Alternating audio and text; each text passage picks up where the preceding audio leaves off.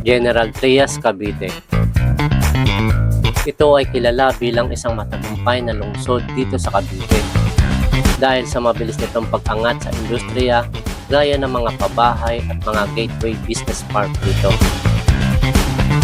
Subalit sa kabila ng tagumpay nito, ito ay mayroong nakatago mga kwento ng mga abandonado na minsan din naging bahagi ng kasaysayan ng lungsod na ito. Kaya naman, pinuntahan namin ang isang abandonadong gusali na dating pabrika at ngayon ay kinatatakutan na dahil sa mga nagpaparamdam at mga nagpapakita.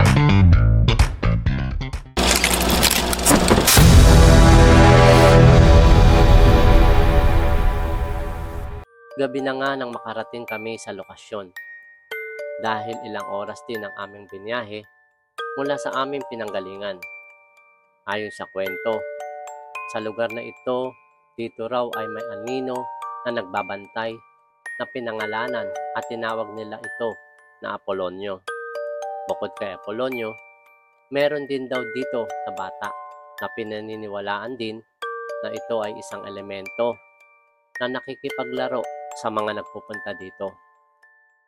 At ayon din sa kwento, ang gusaling ito ng pabrika ay nasunog 3 dekada na ang nakalilipas. Sa misteryo kami humaharap, paniniwala'y di matitinag. Sa dilim kami nagniningning, kasama ang dasal sa bawat pagtingin. Kaluluwa, magpakita ka, ang kwento mo sa amin mahalaga. Sa lumang pader at yapak ng luha, katotohanan ay aming hinahanap pa.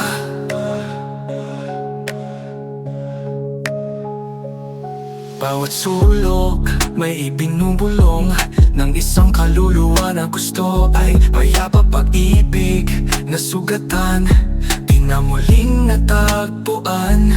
Sa abandonadong bahay, buhay pa rin sa bawat pintong muling bubuksan namin.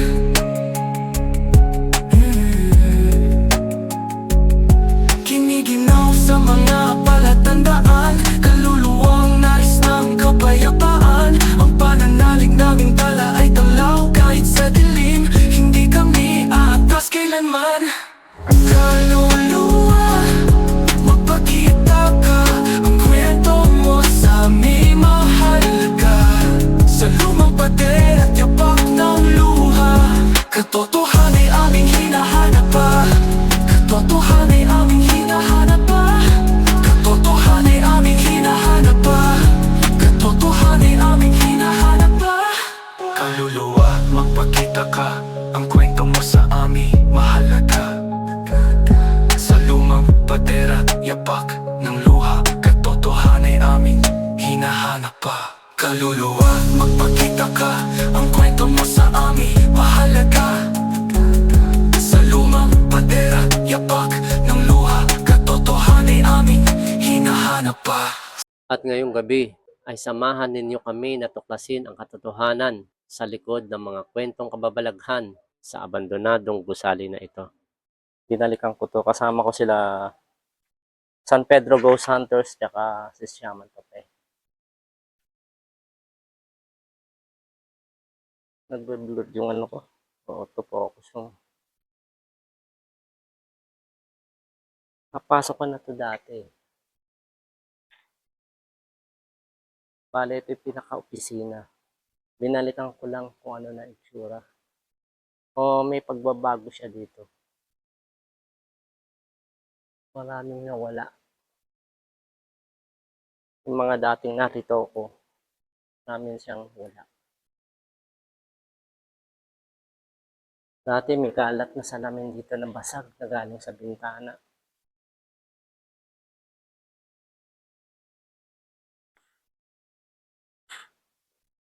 Ito.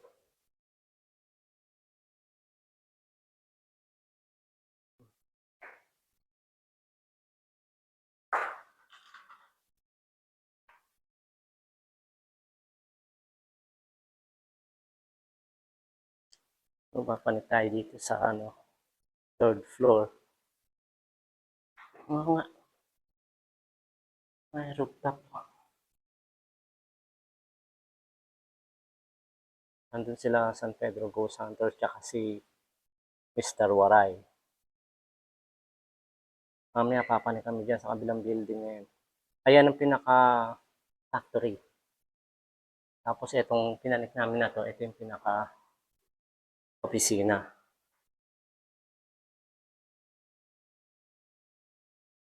Tapos ito yung roof deck.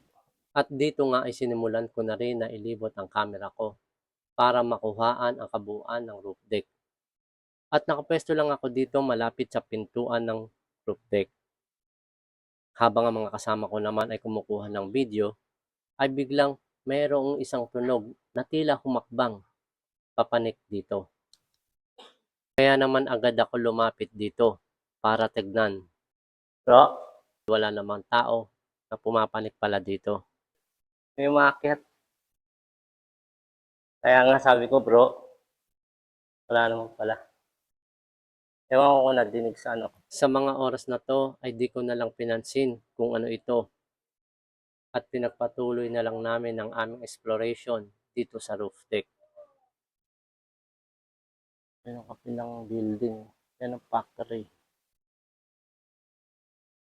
So, pupunta kami ngayon sa kabilang building. Doon sa factory. Bababa na kami rito. Kanina talaga pagpanik. Oh, meron. Kaya ako si Shaman. Kaya sumilip ako, sabi ko, bro.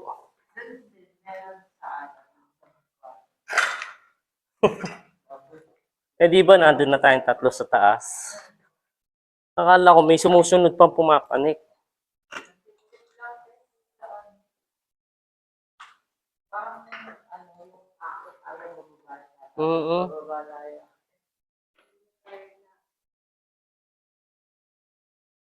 Kinikilabutan ako.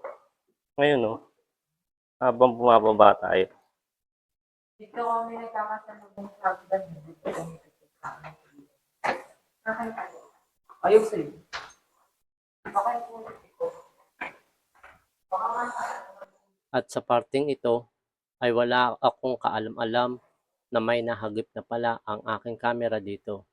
Tingnan maigi. Napansin ko lang ito habang nag-edit ako. Bigla na lang itong lumitaw. Hindi ako sigurado kung ano ito. Inuulit ko, hindi ako sigurado kung ano ito. Ano sa tingin ninyo? Comment down below nyo na lang. Kala ko bro, ikaw yung sumunod na pumapanik. Kala ko ikaw yung sumunod na pumapanik. Andun kami sa roof. Nasa roof deck na kami tatlo. Pagka ako yung huli yatang pumasok may sumusunod na pumapanik. Akala ko ikaw. Sumilip pa ako, sabi ko, bro. Akala ko ikaw yun.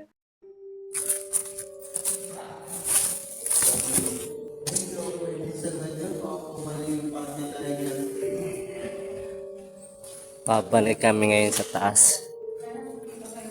Ay, tinakpan na pala yung butas. Pinasok niya yan?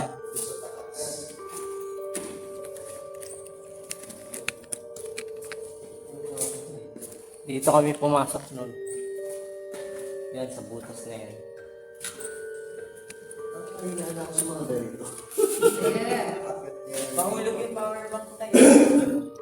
Ang gusali na ito ay di umano ang gawaan ng mga tela.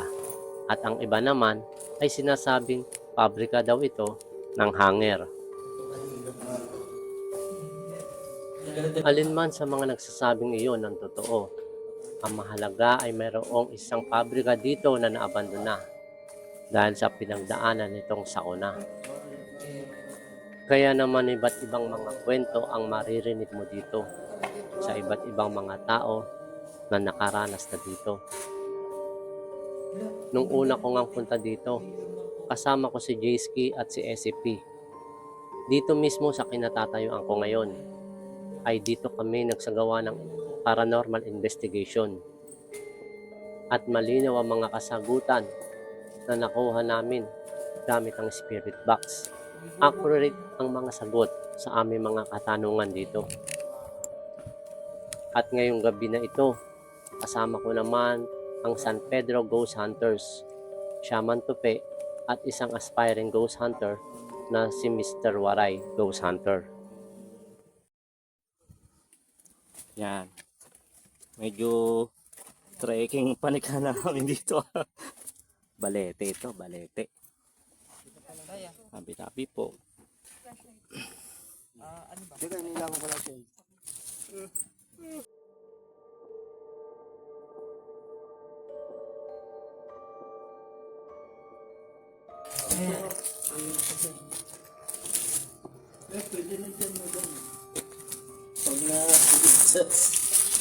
Dito kami ngayon sa second floor ng ng isang building. Ito yung pinaka-factory.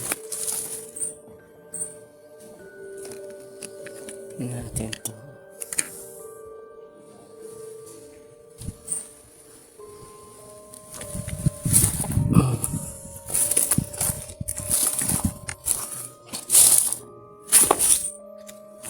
Dito sila.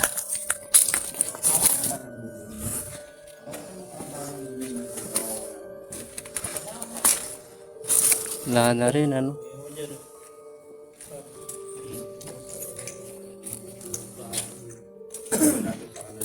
Bagiba na talaga, no?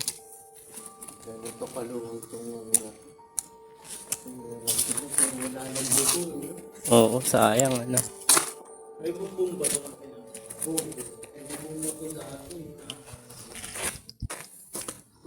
Puro bakal na lang natira, no? Hindi nila makukuha yan. Hirap. Kasi pumunta kami rito, ano na siya, bulok-bulok na rin talaga yung bubong. Ang mga bahay, pinakain. Posible. Pinakain na yung bahay. Wala na nga, oh. Dito, malapit-lapit na rin ako. Pero, ano na ito, Pero no? may caretaker na eh. Sabihin nung una, walang caretaker dito. Oo, inisa-isa nila yung mga parte.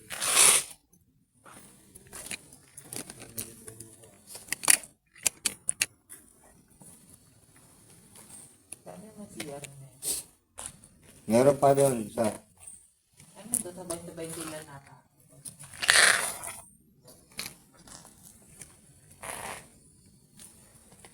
Walang pinto yung ano. Baka naman tinanggal yung pinto niyan. Wala na rin. Oo, talaga. Yan. Ito. Buti mo tubo, binakaw. Siya ng babae.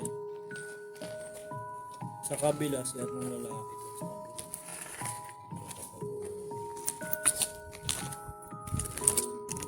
Lubat yung flashlight. 2%. Hindi na rin. Sukay natin ito.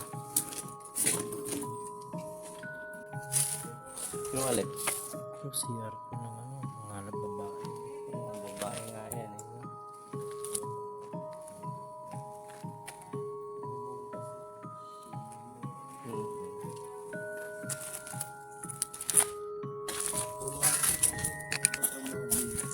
Oo nga, babae. Factory daw ng ano to. Factory daw to ng mga hanger. Kailan? Kela ba? Oh, butas oh.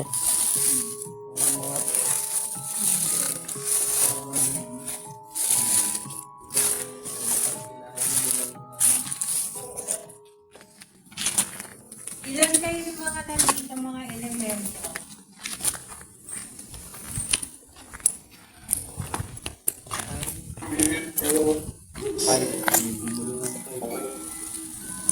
Legit talaga yan. 3. Tatlo. Puro kayo lalaki?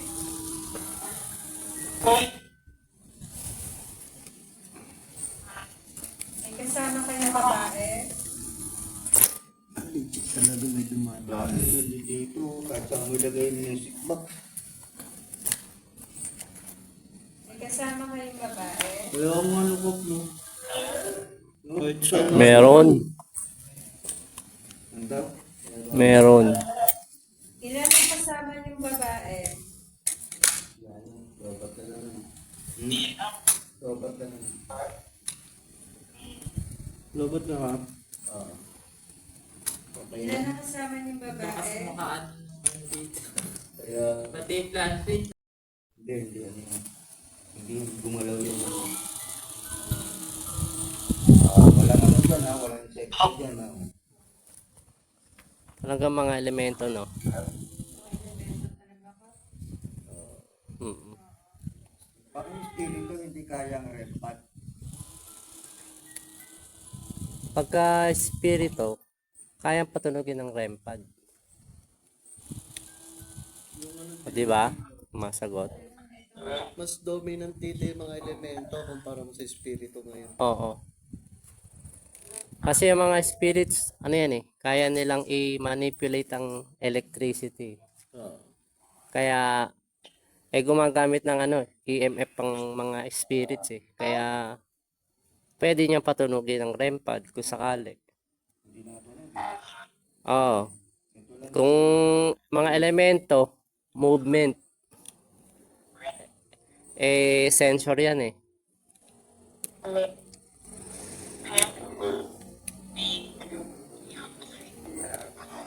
Follow-up question po kayo. Wala na. O sige mga kaibigan, nalis na kami ha. Kahit pa paano, nakapag-video rin. Oo. Tapusin na namin yung ginagawa namin. Sigurado kayo walang kailangan ng tulong. Magdasal. Iting gabi, kami naglalakad sa loob ng mansyon na nilimot ng lahat. May bulong sa hangin, malamig na sigaw. May matang nakamasid, sa dilim ay tanaw. Sa misteryo kami humaharap, paniniwala'y di matitinag. Sa dilim kami nagniningning, kasama ang dasal sa bawat pagtingin. Kaluluwa, magpakita ka. Ang kwento mo sa amin mahalaga. Sa lumang pader at yapak ng luha, katotohanan ay aming hinahanap pa.